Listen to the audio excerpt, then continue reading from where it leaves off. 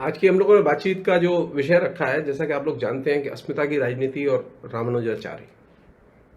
और अस्मिता की राजनीति चूंकि एक प्रचलित सबसे जनप्रिय विषय है हम लोगों के बीच में, साहित्य की विभिन्न पत्र पत्रिकाओं में दलित साहित्य, स्त्री साहित्य और तमाम किस्म के आइडेंटिटी के प्रश्न, उसमें इस मुस्लिम आइडेंटिटी है, दलित आइडेंटिटी है, उसमें क्रिश्चियन आइडेंटिटी है, तमाम किस्म की अस्मिताओं के प्रश्न इसमें आ चुके हैं। तो इस लिहाज से ये बहुत महत्वपूर्ण है कि हम अस्मिता की राजनीति के परिप्रेक्ष्य में अपनी परंपरा का पुनर्मूल्यांकन करें। मैं बहुत विनम्रता से कहना चाहता हूं कि हमारे यहाँ हिंदी साहित्य में जो आइडेंटिटी पॉलिटिक्स को लेके जो विमर्श शुरू हुआ 1980 और उसके बाद, लोग कहा जा रहा है ना, अभी 2 दिन पहले राजेंद्र यादव की स्मृति में प्रोग्राम आयोजित किया गया, तो कहा गया और ये लिखा भी गया कि अस्मिता की राजनीति के जो साहित्य की राजनीति उसके पुरस्कर्ता तो राजेंद्र यादव है। मैं बहुत विनम्रता से कहना चाहता हूं कि ये तथ्य की दृष्टि से सही नहीं है। अस्मिता की राजनीति के 2 प्रमुख आलोचक हैं हिंदी के, जिन्होंने अस्मिता की राजनीति को और साहित्य में खासतौर पर प्रतिष्ठित किया। उनमें राहुल सांकृत्यायन और रांगे राघव, इन 2 के नाम प्रमुख हैं। संयोग की बात है कि अस्मिता की राजनीति का जो भी विमर्श सामने आया, वो सारा का सारा विमर्श एक पत्रकार और एक पत्रिका में प्रकाशित सामग्री के आधार पर सामने आया। उसने साहित्य की पहले की पूरी विरासत को एक सिरे से बट्टे खाते में डाल दिया। क्यों बट्टे खाते में डाल दिया, ये मेरे अभी तक समझ में नहीं आई ये चीज। हम अस्मिता की राजनीति और उसके से जुड़े हुए साहित्य पर बात करें और रांगे राघव को याद न करें, यह संभव नहीं है। हम अस्मिता की राजनीति पर बात करें और हम राहुल सांकृत्यायन को याद न करें, यह संभव नहीं है। लेकिन वास्तविकता यही है कि हिंदी में यही घटता रहा है। हिंदी में क्या है कि मैं जब जिस विचार को शुरू करता हूं, तभी से हिंदी में उस विचार का जन्म होता है। यह जो माइंडसेट है, यह माइंडसेट साहित्य की जो ऐतिहासिकता है, साहित्य का जो ऐतिहासिक बोध है, इस ऐतिहासिक बोध और ऐतिहासिक भूमिका इन दोनों को अस्वीकार करता है। और इस दृष्टि से अगर आप देखें तो अस्मिता की राजनीति की शुरुआत राजेंद्र यादव के हंस के प्रकाशन से नहीं होती। यह बात मैं बहुत इम्फेसिस के साथ कहना चाहता हूं। मैं साफ तौर पर इस बात को रेखांकित करना चाहता हूं कि अस्मिता की साहित्य की राजनीति की नींव तैयार की और उस पर इमारत तैयार की रांगे राघव और राहुल सांकृत्यायन ने। हम में से ज्यादातर लोग राहुल सांकृत्यायन और रांगे राघव के लेखन से वाकिफ ही नहीं है।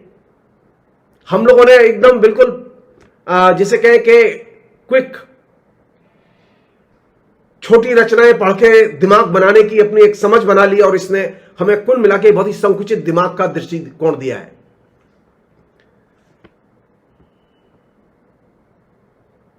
जो लोग ये कहना चाहते हैं कि शुरुआत उनसे हुई है, मैं उनके लिए एक सूचना देना चाहता हूं। खाली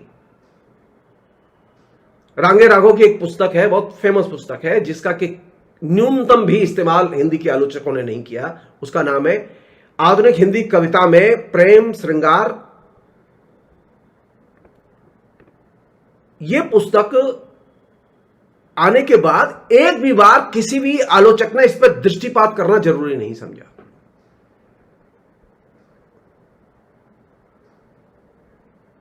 ये जो सेक्सुअलिटी के प्रश्न है, जो आइडेंटिटी के साहित्य में सबसे ज्यादा डिस्कस किए जा रहे हैं, ये जो पुंछवादी दृष्टिकोण, स्त्रीवादी दृष्टिकोण जो सबसे ज्यादा डिस्कस किया जा रहा है, ये सारा का सारा डिस्कशन सबसे पहले अगर किसी ने तरीके से उठाया नई कविता के प्रसंग में, तो वह रांगे राघव थे। ओम प्रकाश वाल्मीकि से अस्मिता की राजनीति शुरू नहीं होती, दलित लेखकों से अस्मिता की राजनीति शुरू नहीं होती। मैं बहुत साफ तौर पर कहना चाहता हूं ये बात। अस्मिता की राजनीति की नींव क्रिएटिव राइटिंग में सबसे पहले जिन लोगों ने रखी, उनमें 2 प्रमुख लोग हैं, रांगे राघव और राहुल सांकृत्यायन। रांगे राघव की जो औपन्यासिक कृतियां हैं, आप उन्हें उठा के देखिए। उन्होंने कबीर की पत्नी को केंद्र में रख के रचना लिखी, उन्होंने तुलसीदास की पत्नी को केंद्र में रख के रचना लिखी, उन्होंने देवकी को यानी कृष्ण की माता को केंद्र में रख के रचना लिखी, स्त्री को केंद्र में रचना लिखी जा रही है और उसमें तमाम आधुनिक प्रश्न उठाए गए हैं। और उसमें सबसे जो महत्वपूर्ण क्रिएटिव चीज है वो ये कि जो एक स्टीरियोटाइप, एक रूढ़िबद्ध धारणाएं जो साहित्य के बारे में, तमाम मिथकों के बारे में, तमाम लेखकों के बारे में जो बनी हुई हैं, उन धारणाओं को ये क्वेश्चन करते हैं। एक छोटा सा उदाहरण दे रहा हूं मैं। हिंदी में ये एक पॉपुलर कहावत है कि बूढ़ा वंश कबीर का उपजा पूत कमाल। कबीर की पत्नी को केंद्र में रखे और जो उपन्यास रांगे राघव ने लिखा है, उस उपन्यास के अंदर अगर आप जाएंगे तो आप पाएंगे कबीर और कबीर का बेटा कितना ज्ञानी और समझदार था। कबीर की पत्नी कितनी ज्ञानी और समझदार थी।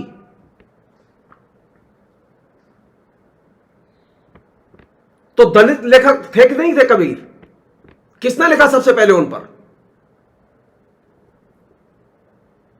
रांगे राघव ने लिखा या राजेंद्र यादव ने लिखा? राजेंद्र यादव तो जिस समय नई कहानी लिख रहे थे उनके किसी भी लेखन में एक भी दलित चरित्र नहीं था। क्यों यह बात मैं उठा रहा हूं? इसलिए कि जब हम कभी भी किसी भी साहित्यिक प्रवृत्ति या लेखक के बारे में बात करें तो कंटेम्प्रेरी आइडियोलॉजिकल जो स्ट्रगल है जो कि साहित्य में चल रहा है, उस स्ट्रगल को देखना चाहिए। रांगे राघव और राहुल सांकृत्यायन का महत्वपूर्ण योगदान यह था कि वे ये आइडेंटिफाई करने में सफल रहे कि लोकतंत्र में अस्मिता की राजनीति के प्रश्न प्रमुख प्रश्न होंगे। और इस बिंदु से अगर आप शुरुआत करेंगे चिंतन की और विमर्श की तो आपको नए आयाम खुलेंगे। एक अन्य चीज, छोटी सी चीज है लेकिन बहुत महत्वपूर्ण चीज है। अस्मिता की राजनीति में खासतौर पर स्त्री के लेखन के संदर्भ में जो चीज सबसे प्रमुख है, जिस पर के तमाम स्त्रीवादी लेखन और स्त्री का लेखन टिका हुआ, वो ये कि किसका साहित्य है वो? स्त्री कहां मिलेगी? स्त्री शरीर में होती है, सौंदर्य में होती है, श्रृंगार में होती है। कहां होती है स्त्री? अधिकतर स्त्रीवादी विचारक इस बात पर एक मत है कि स्त्री अनुभूति में होती है। सवाल यह है कि साहित्य में अनुभूति को सबसे पहले प्रतिष्ठित किसने किया? जो दलित साहित्य और जो स्त्री साहित्य का जो केंद्रीय तत्व है, कहते हैं ना दलित की अनुभूति तो सिर्फ दलित के पास होगी, ब्राह्मण के पास हो नहीं सकती। फाइन। स्त्री की अनुभूति सिर्फ स्त्री के पास होगी और किसी के पास नहीं हो सकती। तो ये जो साहित्य में अनुभूति की प्रतिष्ठा, चमारों को सबसे पहले लिबरेट, शूद्रों को सबसे पहले लिबरेट अंबेडकर ने किया या रामानुजाचार्य ने किया? ये सवाल किया जाना चाहिए। अंबेडकर की पूरी राइटिंग, जितना भी अंबेडकर का लेखन है, वो भक्ति आंदोलन के कवियों की और लेखकों की जो महत्वपूर्ण और केंद्रीय भूमिका रही है उसको एकदम नजरअंदाज करता है। जो अंबेडकरवादी है उनसे भी सवाल किया जाना चाहिए। चमारों के अधिकार के लिए सबसे पहले किसने आवाज बुलंद की? रामानुजाचार्य ने की। शूद्रों के लिए, शूद्रों की मुक्ति के लिए किसने आवाज सबसे पहले बुलंद की? रामानुजाचार्य ने की। अंबेडकर नहीं, अंबेडकर का तो जन्म भी नहीं हुआ था। वर्णाश्रम व्यवस्था के पुरोधा थे मौजूद, उनको चुनौती दी थी उन्होंने।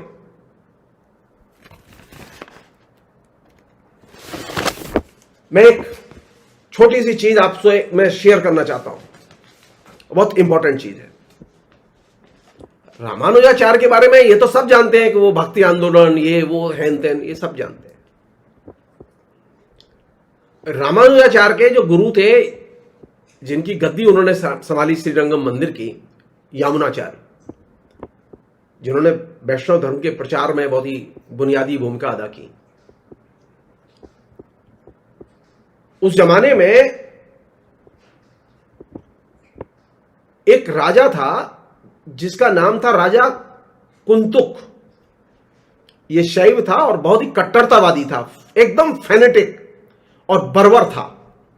और उसने रामानुजाचार्य की हत्या के लिए एक तरह से फरमान जारी किया था कि रामानुजाचार्य जहां भी मिले उसे पकड़ के लाओ और उसका वध किया जाना चाहिए। और उस जमाने में ये जो राजा कुंतुक से पूरा समाज उसकी बर्बरता से आतंकित था और परेशान था।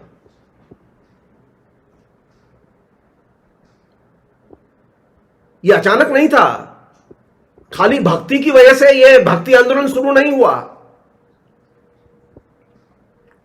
उस जमाने का जो सबसे बर्बर शैव राजा था, जिसने कि पूरे समाज को तबाह किया हुआ था, और उसने रामानुजाचार्य के अंत का निश्चय कर लिया था और घोषणा की थी। तो उस जमाने में एक सन्यासी थे, कुरेश स्वामी। कुरेश स्वामी ने रामानुजाचार्य को चुपचाप कहीं छुपा दिया था और स्वयं बदले में दरबार में चले गए थे। और जब वो दरबार में गए उसके बदले में, तो उस राजा कुंतुक ने कुरेश स्वामी की आंखें निकलवा दी थी। आप तो यूएपीए से परेशान हैं, आंखें निकलवा दी थी। जिस राजा ने जान से मारने का ऐलान किया हो, जिसे हम लोग कहते हैं ना, फतवा जारी किया,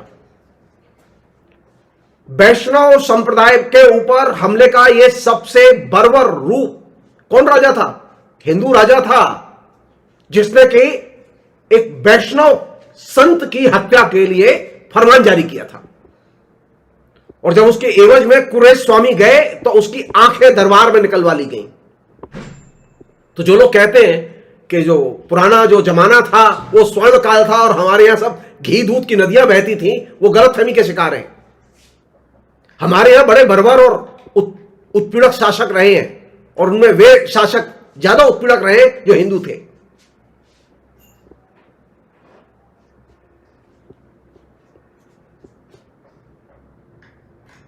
जिन लोगों ने रामानुजाचार्य के जीवन पर काम किया है, उन लोगों ने साफ लिखा है कि वैष्णव संप्रदाय के लिए इससे ज्यादा लज्जाजनक और शर्मनाक घटना कुछ नहीं हो सकती। लेकिन जब हम वैष्णव संप्रदाय में बात करते हैं तो इस बर्बरता को भूल जाते हैं। हमको सामान्य सी घटनाएं याद आती हैं, अपनी जेल यात्राएं याद आती हैं। लेकिन एक वैष्णव संत कुरेश स्वामी की पूरे दरबार में सबके सामने आंखें निकाल ली गई, वो उत्पीड़न याद नहीं आता हमें। किस पर बात की जानी चाहिए? आइडेंटिटी पॉलिटिक्स पर दाखिल होते समय सबसे बड़ी चुनौती यह है कि अपनी परंपराओं को नए सिरे से परिभाषित किया जाए और नए सिरे से पढ़ा जाए।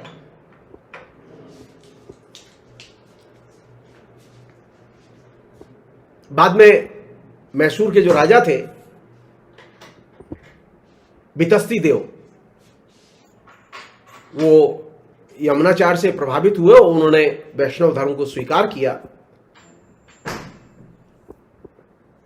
और सन 1118 ईस्वी में कुलंतक की मृत्यु हो जाने के बाद यमुनाचार्य पुनः वापस श्रीरंगम आए। जब तक वो राजा जिंदा था, यमुनाचार्य श्रीरंगम नहीं आ पाए थे, क्योंकि उसके दमन से पूरा इलाका आतंकित था। और वहां आके उन्होंने आलवार संतों की मूर्ति स्थापित की और यह प्रचार शुरू किया कि हमें आलवार संतों की परंपरा का विकास करना चाहिए। आलवार संतों की परंपरा सब लोग जानते हैं कि उसमें अधिकतर संत वे थे जो शूद्र वर्ण से आते थे। तो वैष्णव धर्म ने अपने प्रेरकों के तौर पर किन लोगों को चुना? आलवार संतों को चुना। आप जाति खोजते हैं ना, लेखक की जाति खोजते हैं, लेखक की जाति पर बात करते हैं, तो ये क्यों भूल जाते हैं कि आलवार संतों की जो भूमिका थी उसे हम क्यों भूल जाते हैं? वैष्णव संप्रदाय ने उससे सबसे ज्यादा सीखा और उससे प्रभावित हुए। हिंदी में जो लोग उत्सुक हैं पढ़ने में, उनके लिए मैं एक पुस्तक सजेस्ट करूंगा, वो जरूर पढ़ें। एक तो यह कि श्री भाष्य का जो भूमिका है वो पढ़ें, जिसका जिक्र मैंने आपसे किया। मेरे घर के पास ही गताश्रम नारायण का मंदिर है, उसके स्वामी रहे, उन्होंने एक जमाने में हिंदी में ही उसका श्री भाष्य की भूमिका लिखी थी और उसका हिंदी अनुवाद किया था। दूसरी जो बहुत महत्वपूर्ण पुस्तक है जो कि रामानुजाचार्य के चरित्र को जानने में हमारी मदद कर सकती है, वह है द्वारका प्रसाद चतुर्वेदी के द्वारा लिखी गई जो रामानुजाचार्य का जो सचित्र जीवन चरित्र है। बहुत ही शानदार किताब है।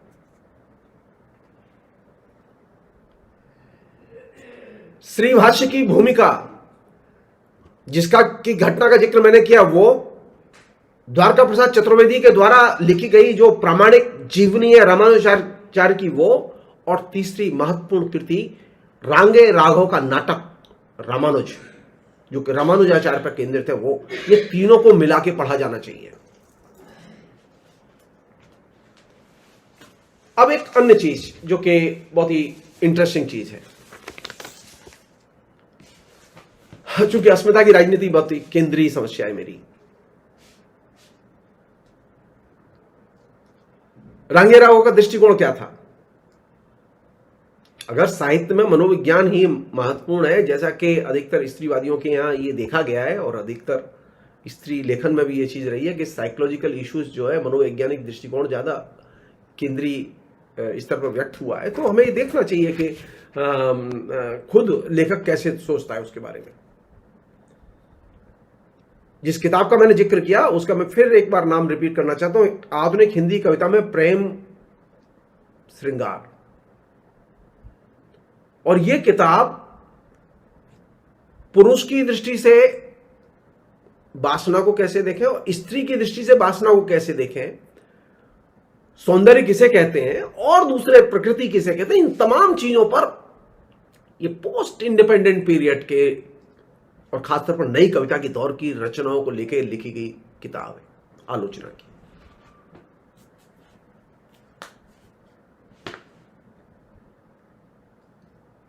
और चूंकि अस्मिता की राजनीति ने सेक्सुअलिटी के प्रश्नों को, सेक्स के प्रश्न को सबसे महत्वपूर्ण प्रश्न बनाया, तो इससे जुड़े हुए सभी प्रश्नों को अपने तरीके से, आप सहमत हैं असहमत हैं अलग समस्या है, लेकिन अपने तरीके से रांगे राघव ने समग्रता में और हिस्टोरिसिटी के साथ उठाया है। एक बात का और जिक्र करना चाहता हूं, हमारे गुरुदेव है मैनेजर पांडे, नंबर सिंह, ये दोनों बार बार एक बात उठाते रहे कि हमें इस बात की खोज करनी चाहिए कि आखिर भक्ति आंदोलन के द्वारा जो परंपरा शुरू हुई थी वो श्रृंगार की रीतकालीन परंपरा में क्यों बदल गई। हिंदी आलोचना ने इसकी खोज नहीं की। मैं बहुत विनम्रता से कहना चाहता हूं कि हिंदी आलोचना ने इसकी खोज की थी, आपने पढ़ा नहीं। रांगे राघव पहले व्यक्ति हैं जिन्होंने हिस्टोरिकली इस चीज को रेखांकित किया।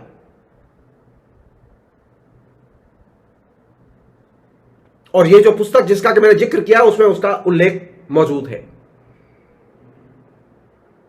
तो हिंदी की मुश्किल क्या है? हिंदी की मुश्किल यह है कि हम सेलेक्टिवली ज्ञान की चर्चा करते हैं, हम सिर्फ बृहत्तर तौर पर जो चीजें उपलब्ध हैं उनको हम डिस्क्लोज नहीं करते। हम किसी की चीज पढ़ते हैं तो उसे बताते नहीं हैं। क्यों? छोटे हो जाएंगे? नहीं। तो अगर मुझे सेक्सुअलिटी के प्रश्नों पर, आइडेंटिटी के प्रश्नों पर, स्त्री के साहित्य संबंधी दृष्टिकोण पर, पुरुष के साहित्य संबंधी दृष्टिकोण पर अगर विचार करना है तो इसके प्रस्थान बिंदु के तौर पर एक पुस्तक रांगे राघव ने लिखी, वो महत्वपूर्ण पुस्तक है जिससे कि बात शुरू की जा सकती है। अब एक अन्य चीज,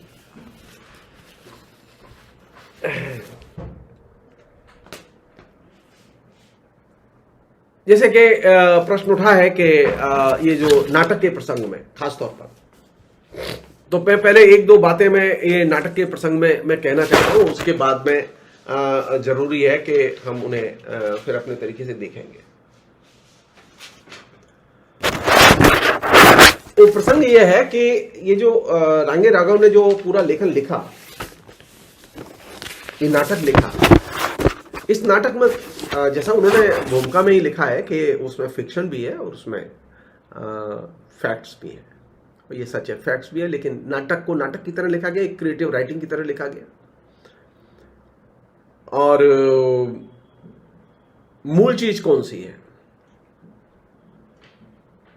एक सृजनशील रचना में मूल सी चीज है लेखक का दृष्टिकोण, कि लेखक नाटक के जरिए कौन सी चीज एम्फेसिस के साथ में सामने लाना चाहता है।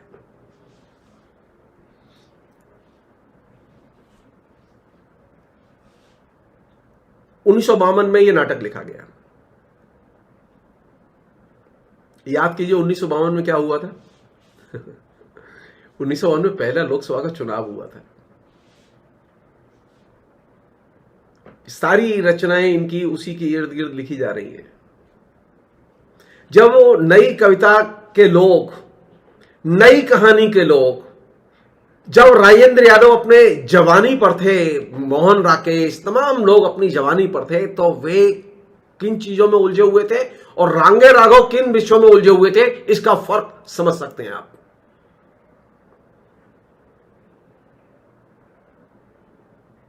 रामानुजाचार्य पर जो नाटक लिखा उन्होंने रामानुज के नाम से, उस नाटक के आरंभ में उन्होंने, उनकी एक खास शैली थी कि वे प्रत्येक पुस्तक के साथ में उस जेनर की विशेषताएं भी बताते थे कि जेनर की विशेषताएं क्या है। अच्छा, अब संयोग की बात देखिए आप। आधुनिक काल की शुरुआत होती है भारतेंदु के नाटकों से, और स्वतंत्र भारत में पहले लोकसभा चुनाव के साथ में साहित्य में सबसे महत्वपूर्ण कृति आती है, वह नाटक। और मैं साफ तौर पर कहना चाहता हूं, रामानुजाचार्य बहुत महत्वपूर्ण नाटक है जिसकी की चर्चा हमने नहीं की है। रामानुजाचार्य कोई साधारण विद्वान नहीं थे। उन्होंने कई दर्जन किताबें लिखी थी। उनकी करीब 49 किताबों के नाम तो स्वयं रांगे राघव ने अपने पुस्तक में ही लिखे।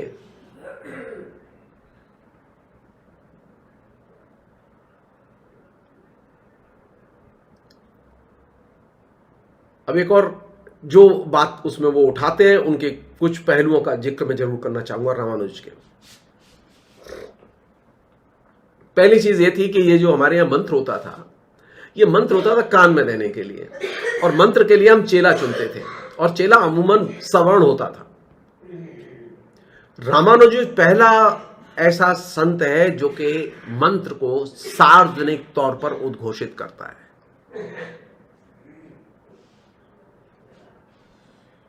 वो गोपुर के शिखर पर चढ़ जाते हैं और वहां जाके श्रीरंगम मंदिर के गोपुर के शिखर पर चढ़ के ओम नमो नारायणाय ये मंत्र का उद्घोष करते हैं, और जनता इसका उद्घोष करती है। और ये फैक्चुअली करेक्ट है। फैक्चुअली करेक्ट इसलिए है क्योंकि ये चीज और दूसरी जगहों पर उनके जीवनी संबंधी जो बहुत सारी बातें उन्होंने अपने लेखन में लिखी हैं, अपने जीवन संबंधी, उनमें वो चीज आती है। तो पहली बार यह हुआ कि मंत्र प्राइवेट हुआ करता था, वो पहली बार सार्वजनिक हो गया।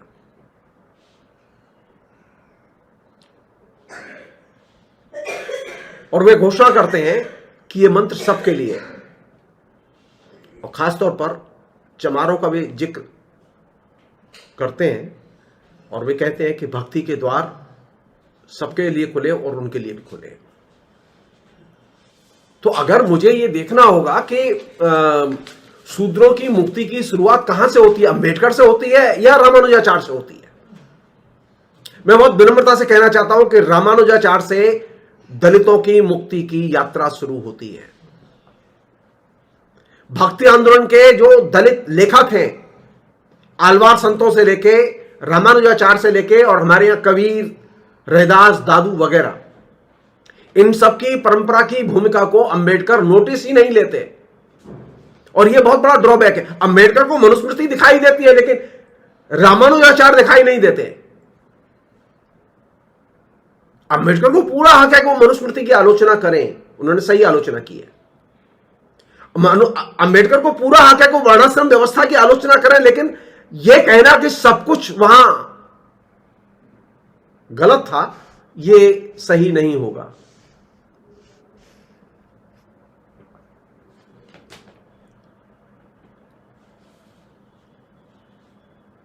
रांगे राघव ने इस नाटक की भूमिका में एक बात लिखी है कि ये जो नाटक है इसमें व्यंग जो है वो नाटक का प्राण होता है।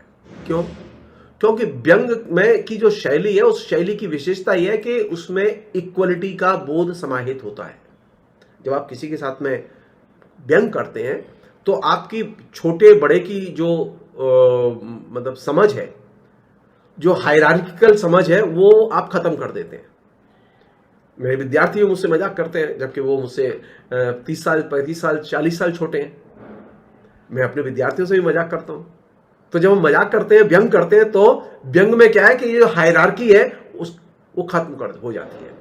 तो नाटक में व्यंग इसलिए जरूरी है कि हमारे यहां जो साहित्य में और जीवन में, संस्कृति में जो हायरार्की काम करती है, उस हायरार्की को चुनौती दी जाए। और इसीलिए व्यंग बहुत महत्वपूर्ण शैली है, इसे कम करके नहीं देखना चाहिए।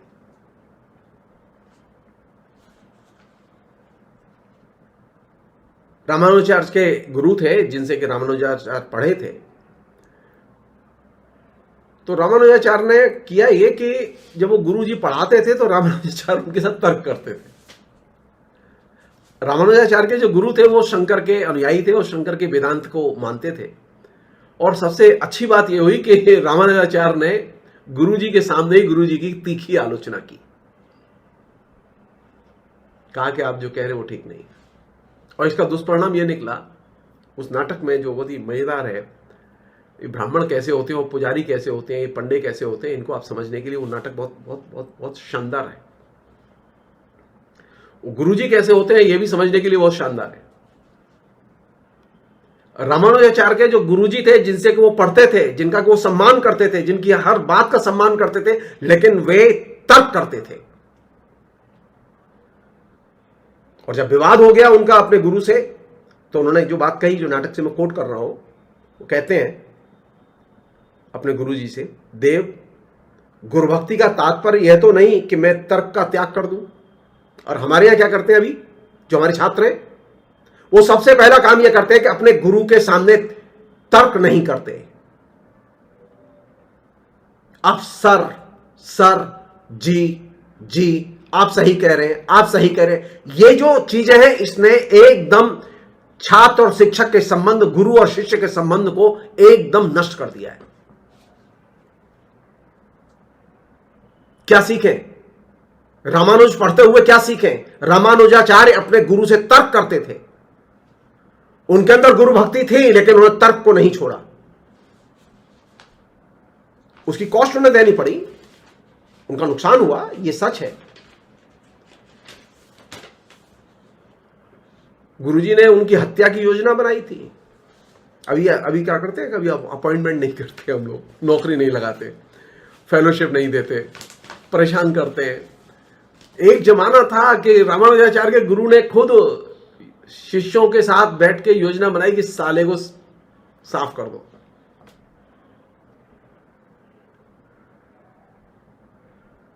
उसमें एक और काम की बात है जिसको मैं उद्धृत करना चाहता हूं, जो कि वो रांगे राघव का अपना दृष्टिकोण है।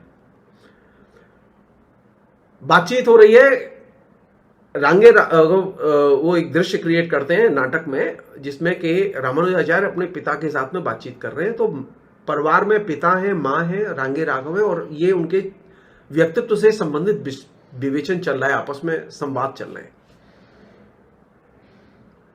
तो उसी में पिता जो कहते हैं रांगे राघव के, रामानुजाचार्य के, बहुत ही अच्छी बात कहते हैं। वो कहते हैं कि संसार में वही आगे चलकर महान बनते हैं जिनके हृदय में ज्ञान के लिए अद्भुत अतृप्ति होती है। वो जो शिकायत आती है घर के, गुरुजी से भिड़ गया, गुरुजी की आलोचना की और उसकी जगह जगह प्रशंसा हो रही है ज्ञान की, तो पिता जो है वो उनकी मां को समझाते हुए, बोलते हुए कहते हैं कि वह व्यक्ति ही महान बनता है जिसमें ज्ञान के लिए अद्भुत अतृप्ति होती है। मुझे अगर अच्छा व्यक्ति बनना है, मुझे बड़ा व्यक्ति बनना है, तो मुझे कौन सी चीज सीखनी चाहिए? मुझे ज्ञान के प्रति अतृप्ति का भाव पैदा करना होगा।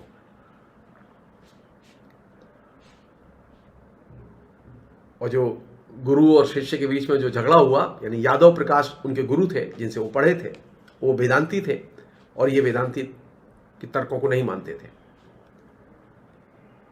और उनके गुरु गुस्से में आके उनको आश्रम से निकाल देते हैं और जैसा कि मैंने आपसे कहा कि अपने विद्यार्थियों से मिलकर उनकी हत्या की भी योजना बनाते हैं। तो ये प्रसंग सारा का सारा घर तक चला जाता है। तो माता पिता से बातचीत में राघव ने इसको चित्रित किया है कि रामानुजाचार्य कहते हैं,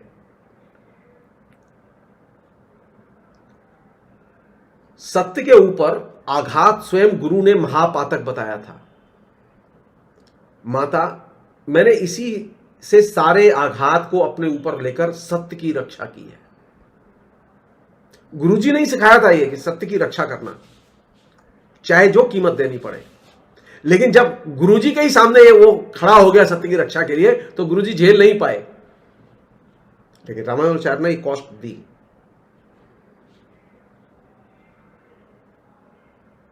रामानुजाचार्य की मां बहुत ही विदुषी और बहुत ही समझदार महिला थी। उनका नाम था कांतिमती और पिता का नाम था केशव।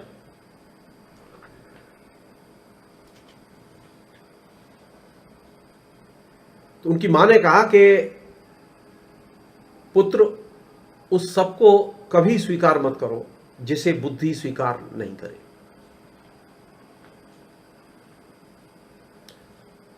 ये बताना बड़ा जरूरी है कि रामानुजाचार्य की एक पत्नी भी थी जिसका नाम था वेदनायकी।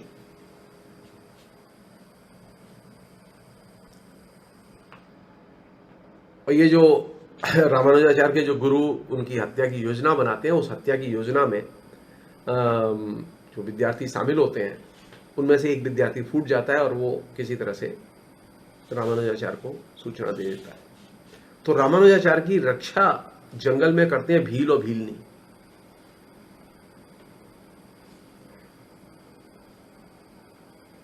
और ये प्रसंग इसलिए जरूरी है कि सिर्फ इसलिए कि जो पुराने लोग थे, जो कहते हैं ना कि ये ब्राह्मण थे, तो ब्राह्मणों में ईर्ष्या कूट कूट के भरी हुई थी।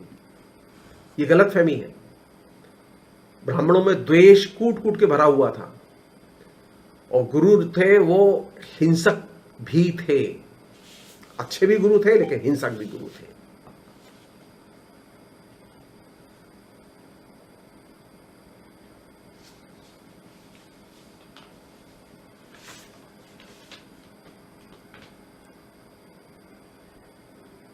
जो इंपॉर्टेंट चीज जहां से कि रामानुज जो है पूरे के पूरे ट्रेडिशन को एक तरह से चेंज करते हैं, वो ये है कि रामानुजाचार्य इस बात पर जोर देते हैं कि ज्ञान मुक्ति का साधन नहीं है। मुक्ति का साधन जो है वो भक्ति है।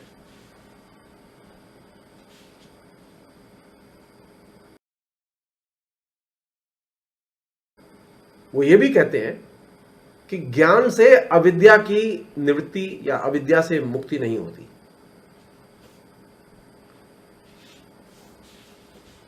और जो भक्त है वो ज्ञानी से भी श्रेष्ठ है। ये भक्त वो वाला नहीं जो अभी आजकल भक्त घूम रहे हैं, ये वो भक्त नहीं है।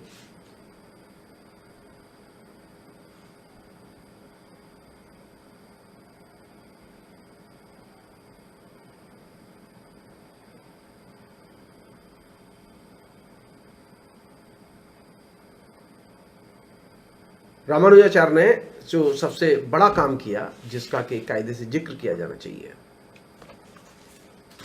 जो कि बहुत महत्वपूर्ण है,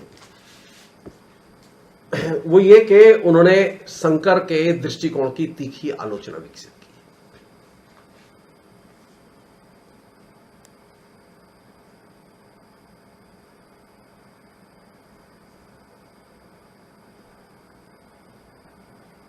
शंकर के दृष्टिकोण की आलोचना का विकास करना कोई साधारण चीज नहीं थी।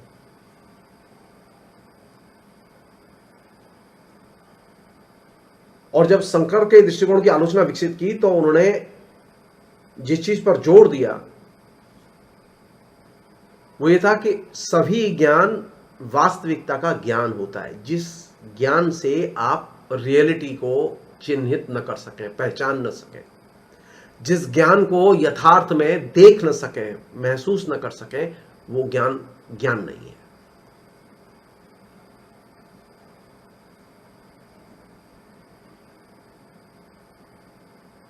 वे इस धारणा को मानने के लिए तैयार नहीं थे कि ब्रह्म सत्य जगत मिथ्या।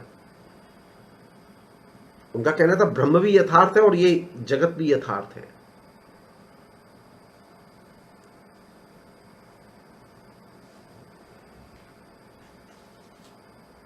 एक अन्य चीज जो उन्होंने की, जो कि काफी चर्चा में रही, वो ये कि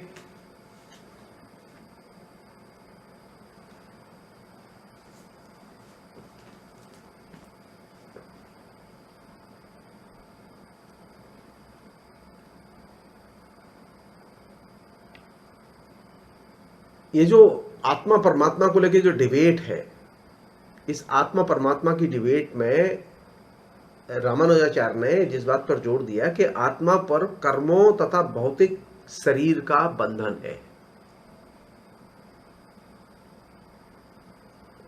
और मुक्ति का अर्थ है आत्मा को बंधनों से मुक्त करना। हमारे यहां मुश्किल यह है कि हम तो अधिक से अधिक बंधनों में लगातार बंधते चले जा रहे हैं।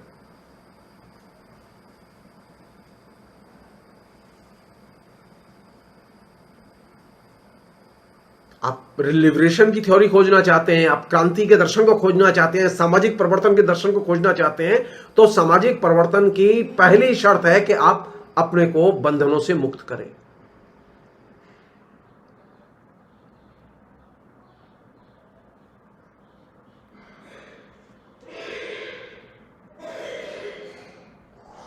और बंधनों में सबसे बड़ा बंधन कौन सा था जिसमें कि समाज अभी भी फंसा हुआ है? वो था जाति का बंधन। वो बुनियाद थी, वो सामाजिक आधार था जिसको के रामानुजाचार्य चुनौती देते हैं और वो कहते हैं कि मैं जाति के बंधनों को नहीं मानता, जाति के भेद को नहीं मानता।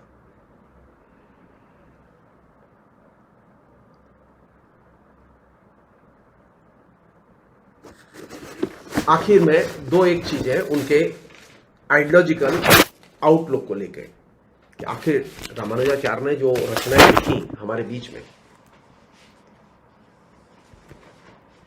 वो रचनाएं किस तरह की, मतलब बहुत व्यापक स्तर पर भाष्य लिखे हैं, वो किसी के बस की नहीं है पढ़ना, हिम्मत ही नहीं पड़ती। अगर वहां देखें तो जो चीज सेंटर में है रामानुजाचार्य के दृष्टिकोण में, वो नाटक में भी फोकस में है, वो ये कि आप जब साहित्य पढ़ें और खासतौर पर भक्ति का साहित्य पढ़ें, रामानुजाचार्य का लेखन पढ़ें या रांगे राव का रामानुज नाटक पढ़ें, तो दो चीजों पर खास जोर है जिस पर के वो फोकस करके लाना चाहते हैं। एक तो यह आशा, होप, और दूसरा है सत्य। दिक्कत यह हो गई है कि हमारे बीच में डेमोक्रेसी के आने के साथ में आशाएं अधिक से अधिक खोखली आने लगी हैं। हमें जीने के लिए आशाओं की सख्त जरूरत है, लेकिन हमें ठोस आशाएं चाहिए, खोखली आशाएं नहीं चाहिए। तो ये पुराने जो लेखक थे, खासतौर पर रामानुजाचार्य जैसे लेखक और भक्ति आंदोलन के लेखक, जिन्होंने के भक्ति के जरिए जो साहित्य रचा, उसमें जो केंद्रीय तत्व था रामानुजाचार्य के यहां, वो ये था सत्य की रक्षा कैसे की जाए और लोगों में आशा का संचार कैसे किया जाए।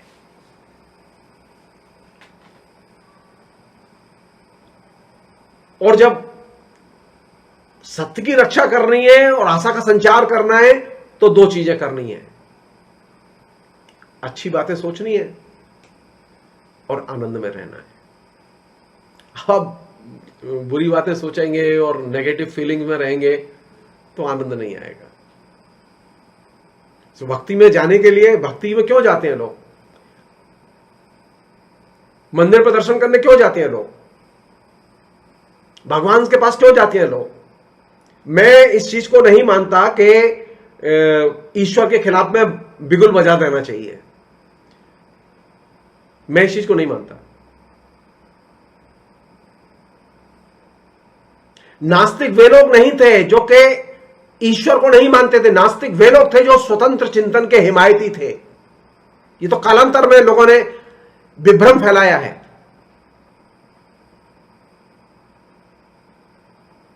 नास्तिक वे लोग थे जो स्वतंत्र चिंतन की हिमायत करते थे। मैं नास्तिक हूं क्योंकि मैं स्वतंत्र चिंतन की हिमायत करता हूं, और मैं स्वतंत्र चिंतन की इसलिए हिमायत करता हूं क्योंकि मेरा संविधान मुझे स्वतंत्र चिंतन की आजादी और अधिकार देता है।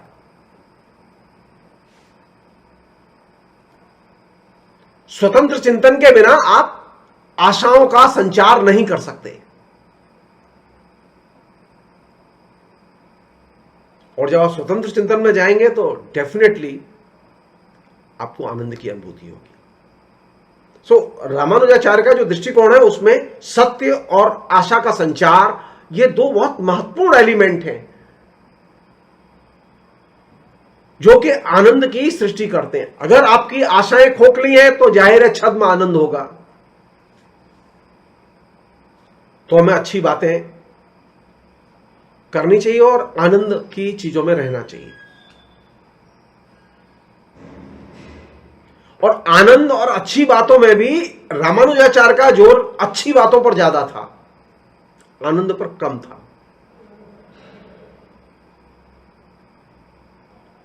वे खासतौर पर यह सोचते थे कि आप आनंद भी लें लेकिन सोचें भी।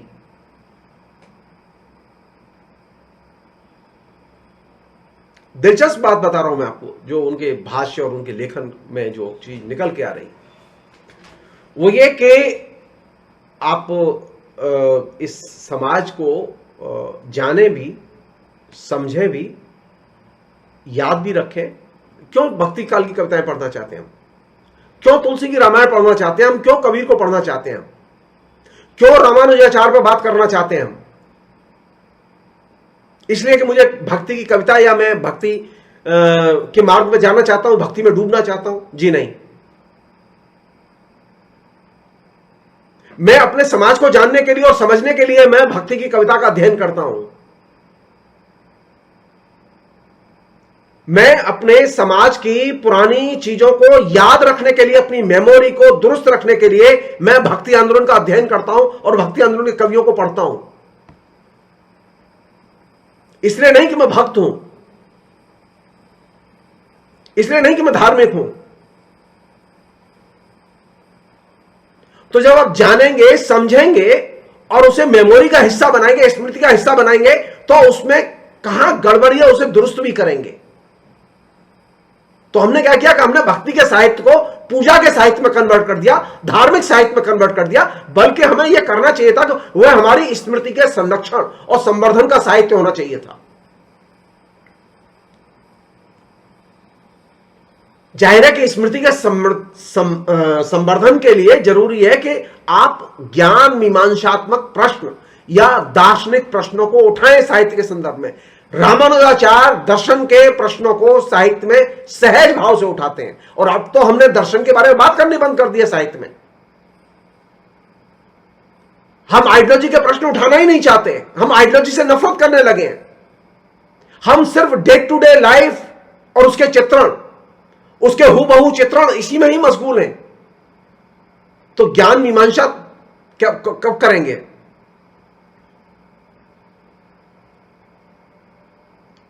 रामानुजाचार्य की सबसे बड़ी उपलब्धि थी कि उन्होंने भक्ति को तो प्रमुख बनाई, लेकिन ज्ञान मीमांसा को सबसे ज्यादा अपने भाष्यों के जरिए समृद्ध किया और समर्थ किया। क्यों? क्योंकि मैं अपनी स्मृति को सबल बना सकूं। अभी स्थिति है कि हमारे लोगों को, तो जैसे मैंने आपसे कहा कि लोगों को यह तो मालूम है कि राजेंद्र यादव ने क्या किया, लेकिन लोगों को यह नहीं मालूम कि रांगे राघव ने क्या लिखा था। कितनी खराब स्मृति है हमारी।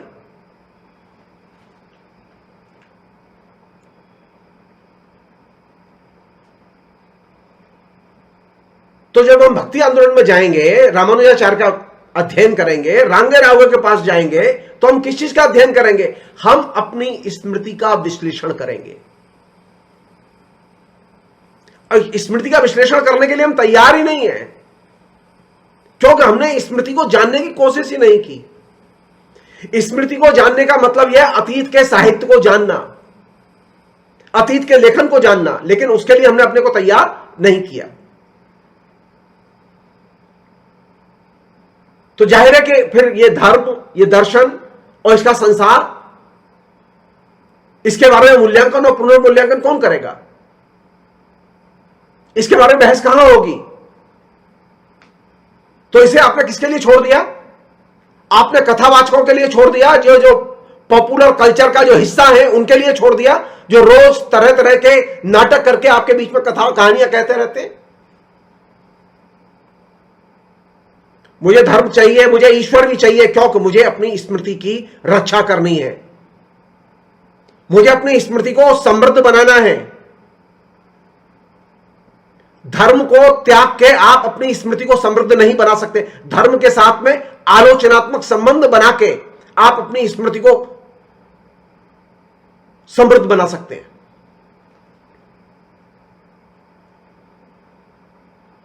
होता यह है कि हम सिर्फ स्मृति में उन्हीं चीजों का स्मरण अधिक करते हैं जिनसे हमें आनंद मिलता है। जैसे मुझे भीमसेन जोशी का गाया भजन अच्छा लगता है तो मैं भजन सुन लेता हूं, आनंद मिलता है उससे।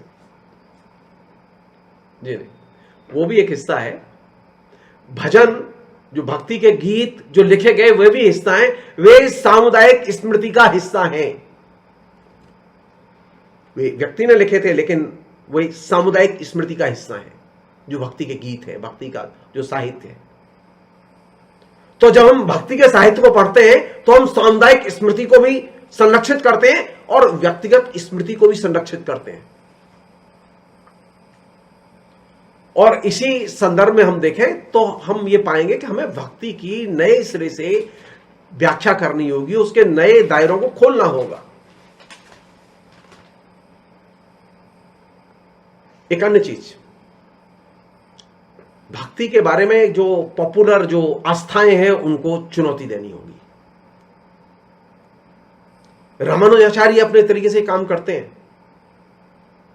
जो प्रचलित आस्थाएं थी भक्ति की, उन सबको चुनौती देते हैं और वो एकदम अस्वीकार करते हैं। वर्णाश्रम व्यवस्था के द्वारा, मनुस्मृति के धर्मशास्त्र के द्वारा जो व्याख्यायित जो दायरे थे भक्ति के, उन सबको अस्वीकार करते हैं। जो लोग ये कहते हैं कि जनता, इतनी करोड़ों जनता ये बोल रही है इसलिए तुम ये मानो, जी नहीं। भक्ति में पहले पॉपुलिज्म था। रामानुजाचार्य पहले व्यक्ति थे जिन्होंने उस पॉपुलिज्म को चुनौती दी। लाखों लोग मानते थे शंकराचार्य क्या कहते हैं उनकी बात को, लाखों लोग मानते थे कि मनुस्मृति में क्या लिखा है उसकी बात को, लेकिन रामानुजाचार्य ने मानने से इनकार किया और कहा कि नहीं, भक्ति सबके लिए है, भक्ति में जाति नहीं होती। भगवान और भक्त में बड़ा भक्त है, यह बात सबसे पहले किसी ने स्थापित की तो वे थे रामानुजाचार्य। और जब वो ये बात कह रहे थे तो उनके लिए भगवान और भक्ति का मतलब क्या था? जो लोग दरिदा को पढ़ते हैं, पढ़ाते हैं, मॉडर्न क्रिटिसिज्म देखना चाहते हैं, जरा बाइनरी अपोजिशन लगा के देखिए। जो सेंटर में है उसे हाशिए पर ले जाइए, जो हाशिए में उसे सेंटर पर ले आइए। रामानुजाचार्य बड़ी ब्यूटी के साथ में ये काम करते हैं। सेंटर में था भगवान और हाशिए पर था भक्त। रामानुजाचार्य भक्त को केंद्र में ले आते हैं और भगवान को हाशिए पर ले जाते हैं और कहते हैं कि भक्त बड़ा है भगवान से और भक्त हर कोई हो सकता है। और ये जो पॉपुलर जो भक्ति की धारणाएं थी, जन विश्वास थे, उनको खुली चुनौती देना था। इसलिए जब हम साहित्य में दाखिल होते हैं, संस्कृति के क्षेत्र में दाखिल होते हैं, राजनीति के क्षेत्र में दाखिल होते हैं, तो हमें पॉपुलर जो विश्वास है, आस्थाएं, उनको चुनौती देनी चाहिए।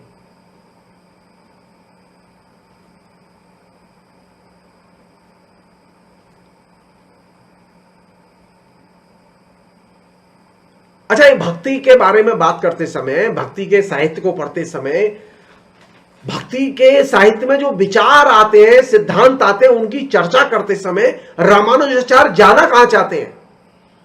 अतीत में जाना चाहते हैं, भविष्य में जाना चाहते हैं?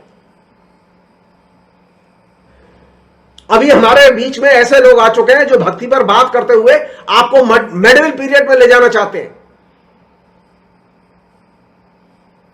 लेकिन भक्ति आंदोलन की जो नींव आलवार संतों ने रखी, जिसका के विकास रामानुजाचार्य ने किया, जिसका के विकास उत्तर भारत के भक्ति साहित्य के कवियों ने किया, उनकी धुरी क्या थी? उनकी धुरी यह थी, भक्ति होगी, विचार और सिद्धांत चर्चा होगी, लेकिन इसका लक्ष्य होगा भविष्य में कैसे जाएं। इसका लक्ष्य अतीत नहीं होगा, पीछे की ओर जाना नहीं होगा।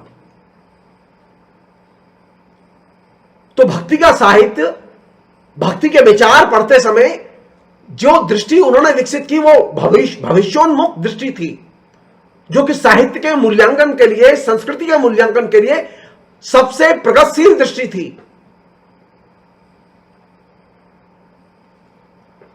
रामानुजाचार्य के जीवन में दुख भी थे, सुख भी थे, दोनों चीजें थी। हर व्यक्ति के जीवन में आनंद भी है, दुख भी है, दोनों चीजें। ये दोनों चीजों को वे चित्रित करते हैं, रखते हैं भक्ति में। ये दोनों चीजें भक्त के जीवन में, दुख भी आते हैं, सुख भी आती है, बार बार पुनरावृत्ति होती है इनकी।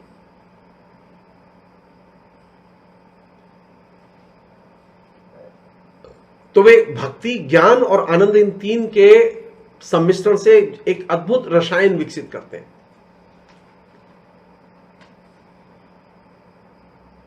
और इस रसायन का लक्ष्य क्या है?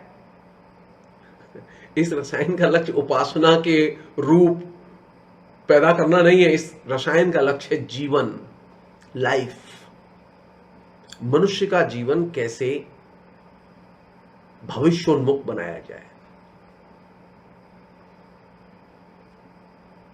मनुष्य की सत्ता को कैसे और ज्यादा ताकतवर बनाया जाए। भक्त की सत्ता का ताकतवर बनने का मतलब यह है मनुष्य की सत्ता को ताकतवर बनाना।